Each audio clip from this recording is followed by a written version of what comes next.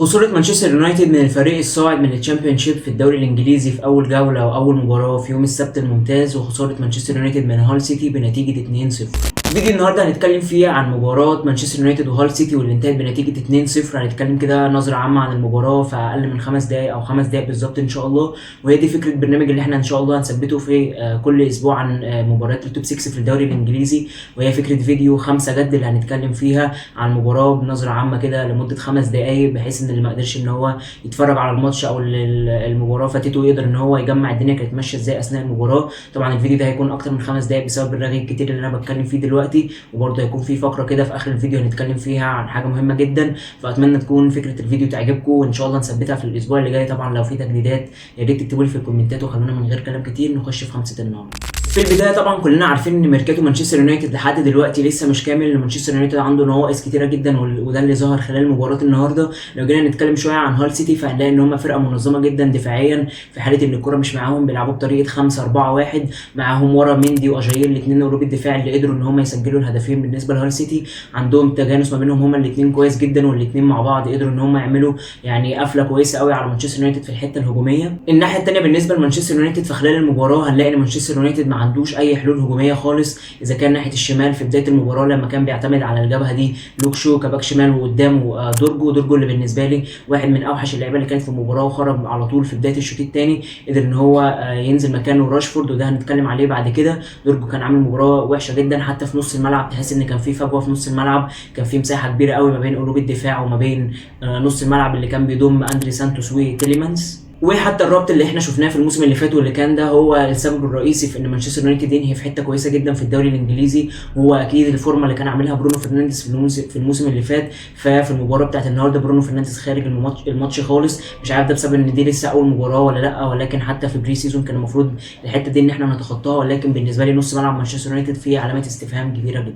نرجع تاني لهال سيتي والفريق اللي يقدر ان هو يعتمد على الكرات الثابته. اذا كان الهدف الاولاني اللي جه عن طريق ركنيه، او الهدف الثاني اللي جاي من عن طريق فاول على حدود ال 18، عنده 2 قلوب دفاع زي ما قلت لكم، اجاييه وميندي الاثنين في الكرات العاليه كويسين جدا اذا كان دفاعيا او حتى هجوميا. وكمان الاعتماد على الهجمات المرتده خلى ان في كذا كوره خطيره على مرمى ليمانس حتى قبل الجون، يقدر ان هو من خلالها عن طريق العرضيات او عن طريق كمان الكره الثانيه اللي هو قدر ان هو يسيطر عليها طول المباراه. فبالنسبه لي هال سيتي عمل مباراه كويسه جدا عكس التوقعات. كل الناس كانت متوقعه ان هال سيتي اضعف فريق من الثلاثه اللي صعدوا، ولكن اظن ان هال سيتي في المباريات الجايه لو قدر ان هو يحافظ على الشكل ده والتنظيم الدفاعي ده هيرخم على الفرق الكبيره بنسبه كبيره جدا.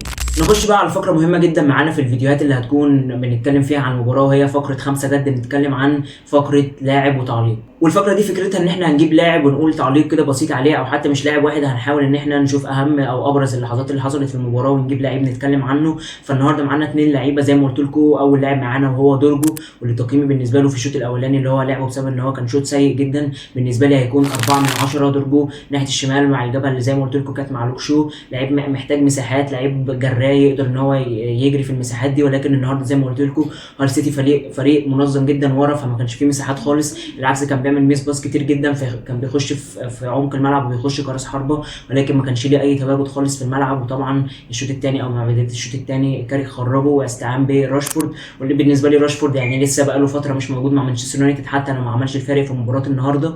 ولكن اظن في المباريات الجايه هيقدر ان هو يعمل فارق، لان هو فعلا باين عليه ان هو في الفورمه، وكمان على الاقل هيكون احسن من دورجو، لعيب مهاري شويه. تقنيا برضه دورجو قليل جدا بالنسبه اكيد لراشفورد. اما اللاعب الثاني اللي معانا وهو بالنسبه لهال سيتي اللاعب الوينج اليمين العربي الجزائري، وهو محمد البشير بلومي، لعيب وينج يمين بيرتدي رقم 10 مع هال سيتي. عمل مباراه كويسه جدا، عنده لمسه مهاريه كويسه جدا، عمل كده كوبري في نص المباراه لتيليمانز. لعيب عنده لمسه كويسه قوي، هو كمان اللي قدر ان هو يكتسب الفاول اللي كسبه هال سيتي، واللي قدر بعد كده ان هو يسجله ميندي في الجون الثاني. فيعني لعيب لمسته كويسه قوي على الكوره، وحابب ان انا اتفرج عليه في الماتشات الجايه اشوف هيعمل ايه. وطبعا في نقطه مهمه جدا قبل ما نقفل الفيديو، هو ثنائيه قلب الدفاع اللي بدا بيها النهارده كاريك المباراه، وهي هيفن وماجواير. الاثنين يعني في التمركز الدفاعي وفي الكرات الثابته الاثنين ضايعين خالص. الهدفين بالنسبه لي شايف ان هم فيهم غلطتين من ماجواير وهيفن في الرقابه، الاثنين كانوا وحشين جدا. فاظن ان هو لازم يتصرف في حته قلبين الدفاع دول، يكون في 2 قلوب دفاع شرسين اكتر في الكرات الثانيه وفي الكرات العرضيه والكرات الثابته. وبس كده، هي دي كانت خمسة النهارده. طبعا يعني لو الفقرة دي عجبتكم او لو اسم البرنامج عجبكم او عامة الفكرة عجباكم، تكتبوا لي اكيد في الكومنتات. ولو في كومنتات زيادة او يعني حاجات زيادة نزودها في الفيديو، فاكيد برضو تكتبوا لي في الكومنتات. فيديو النهارده فيديو قصير كده عن مباراة هال سيتي ومانشستر يونايتد. ان شاء الله لو في مباريات تانية فيها احداث هنطلع نتكلم فيها. وبس كده، اقابلكم الفيديو الجاي.